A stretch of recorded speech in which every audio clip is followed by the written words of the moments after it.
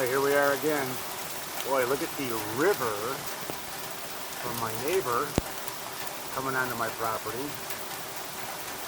And it's overflowing here, there, and my patio is pretty much flooded up to the door. And there's the river in my backyard.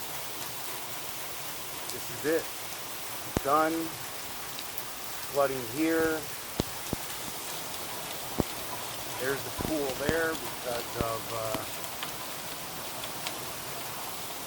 this area right there is lower than it is there. You see how high that is right there.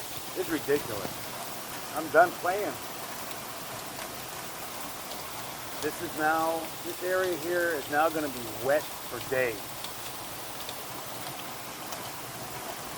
And that water coming from my neighbor up there, not right.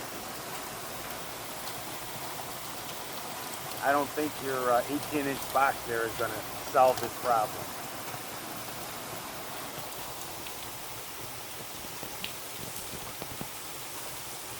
It's ridiculous, man.